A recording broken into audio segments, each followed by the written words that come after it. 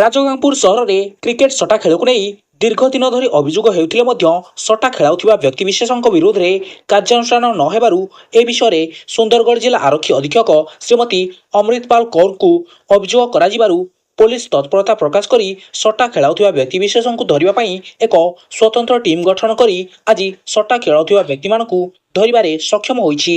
ଆଜି ପୋଲିସ ପ୍ରଶାସନ ତରଫରୁ ପ୍ରେସ୍ ବାର୍ତ୍ତା ମାଧ୍ୟମରେ ଏସ୍ଡିପିଓ ଶ୍ରୀ ବିଭୂତିଭୂଷଣ ଭୋଇ ଜଣାଇଛନ୍ତି ଯେ ଏହି ବିଶେଷ ଅଭିଯାନରେ ରାଜଗାଙ୍ଗପୁର ପୋଲିସ ଥାନାର ଭାରପ୍ରାପ୍ତ ଅଧିକାରୀ Shri Bijay Kishore Das, SI R K Sethi, SI Arun Kumar Behera, SI P K Senapati, ASI Hemant Dhurua ଏବଂ ଅନ୍ୟାନ୍ୟମାନଙ୍କୁ ନେଇ ଏକ ବିଶେଷ ଦଳ ଗଠିତ କରି ରାଜଗାଙ୍ଗପୁରରେ ଆଇପିଏଲ୍ କ୍ରିକେଟ ବେଟିଂ ରାକେଟକୁ ସଫଳତାର ସହ ଧରିବାରେ ସକ୍ଷମ ହୋଇଛି ଏବଂ ଆଇପିଏଲ୍ କ୍ରିକେଟ ବେଟିଂ ରାକେଟ ଚଳାଉଥିବା ଏବଂ ବିଭିନ୍ନ ଲୋକଙ୍କଠାରୁ ଟଙ୍କା ଆଦାୟ କରୁଥିବା 5 ଜଣଙ୍କୁ ଗିରଫ କରି ଏକ ମକଦ୍ଦମା ରାଜଗାଙ୍ଗପୁର ପିଏସ୍ କେସ୍ ନମ୍ବର 257 ତାରିଖ 3/5/2026ରେ ଧାରା 318 24/112 2/3/5 ବିଏନ୍ଏସ୍ ଧାରା 3 ଓପିଜି ଆଇନ ଧାରା 9(1) ପ୍ରୋଗରେ ରୁଜୁ କରି ଆଇନ ଅନୁଯାୟୀ ଅଭିଯୁକ୍ତ ରଞ୍ଜନ କୁମାର ଶାହ, ରାହୁଲ ସାହୁ, ସଞ୍ଜୟ କୁମାର ମିଶ୍ର, ଉମେଶ ସେଠା, ସୋନୁ ନିରଞ୍ଜନ ସାହୁଙ୍କ ନାମରେ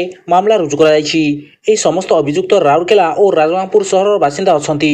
ଏହି ରାକେଟରେ ଆହୁରି ଅନେକ ଲୋକଙ୍କ ସମ୍ପୃକ୍ତି ବିଷୟରେ ସୂଚନା ମିଳିଥିବାର ପୋଲିସ ପକ୍ଷରୁ ପ୍ରକାଶ କରାଯାଇଛି ଏବଂ ପୋଲିସ ପ୍ରଶାସନ ପକ୍ଷରୁ ଆହୁରି ତଦନ୍ତ ଜାରି ରଖିଥିବା ବେଳେ ପୋଲିସ ଅଭିଯୁକ୍ତଙ୍କଠାରୁ ନଗଦ ଟଙ୍କା 6 ଲକ୍ଷ, ଅଭିଯୁକ୍ତଙ୍କ 3ଟି ଆକାଉଣ୍ଟରୁ 17,61,367 ଟଙ୍କା ଫ୍ରିଜ୍ କରାଯାଇଛି।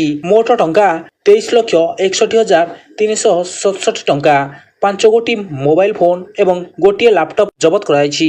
ପୋଲିସର ଏହି ତ୍ୱରିତ କାର୍ଯ୍ୟାନୁଷ୍ଠାନରୁ ଅଭିଯୁକ୍ତମାନଙ୍କ ମଧ୍ୟରେ ଆତଙ୍କ ସୃଷ୍ଟି କରିଛି। ପୋଲିସ ସ୍ପଷ୍ଟ କରିଛି ଯେ ଅଞ୍ଚଳରେ ଅବୈଧ ଜୁଆ, ଅନଲାଇନ୍ ସଟ୍ଟା ଏବଂ ଅନ୍ୟାନ୍ୟ ଅବୈଧ କାର୍ଯ୍ୟକଳାପ ବିରୋଧରେ ଅଭିଯାନ ଜାରି ରଖିବ ଏବଂ ଏପରି କାର୍ଯ୍ୟକଳାପରେ ସମ୍ପୃକ୍ତ ଲୋକଙ୍କ ବିରୋଧରେ କଠୋର ଆଇନଗତ କାର୍ଯ୍ୟାନୁଷ୍ଠାନ ଗ୍ରହଣ କରାଯିବ ବୋଲି ଏସ୍ଡିପିଓ ଶ୍ରୀ ବିଭୂତିଭୂଷଣ ଭୋଇ ପ୍ରକାଶ କରିଛନ୍ତି। ଏ ବିଷୟରେ ଖବର ପ୍ରସାରିତ ହେବା ପରେ ସାଧାରଣରେ ଚର୍ଚ୍ଚା ହେଉଛି ଯେ ଡ୍ରଗ୍ସ କାରବାର ଓ ନିଶା କାରବାର ଉପରେ କେବେ ଅଙ୍କୁଶ ଲାଗିବ। ଡ୍ରଗ୍ସ କାରବାର ଓ ନିଶା କାରବାର କରୁଥିବା ବ୍ୟକ୍ତିମାନଙ୍କ ଉପରେ ଅଙ୍କୁଶ ଲଗାଇବା ପୋଲିସ ପ୍ରଶାସନ ପାଇଁ ଚ୍ୟାଲେଞ୍ଜ ସୃଷ୍ଟି କରିଛି। ରାଜଗାଙ୍ଗପୁରରୁ ରମେଶଙ୍କ ରିପୋର୍ଟ, ବିପ୍ଳବ ପରିକ୍ରମା।